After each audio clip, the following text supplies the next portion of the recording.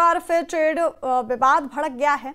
अमेरिकी राष्ट्रपति ट्रंप ने बीजिंग पर व्यापार समझौते के उल्लंघन का आरोप लगाया है। उनके इस बयान से ग्लोबल मार्केट में हलचल मच गई है। निवेशकों का भरोसा जगमगाया और अमेरिका में शेयर बाजार फिर से गिरावट में चला गया है। ये ट्रेड टेंशन अब सिर्फ दो देशों का मसला नहीं रहा, बल्कि इसका असर दुनिया भर की इकोनॉमी पर दिखने लगा है। विशेषज्ञ मान रहे हैं कि अगर विवाद गहराया तो ग्लोबल रिकवरी पर भी असर पड़ सकता है।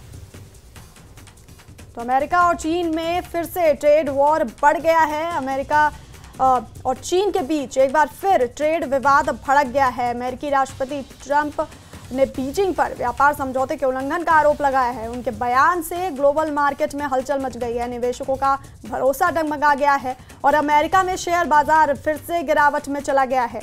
ये ट्रेड टेंशन अब सिर्फ दो देशों का मसला नहीं रहा, बल्कि इसका असर अब पूरी दुनिया की इकोनॉमी पर दिखने लगा है। विशेषज्ञ मान रहे हैं कि अगर विवाद गहराया तो ग्लोबल रिकवरी पर भी इसका असर पड़ सकता है।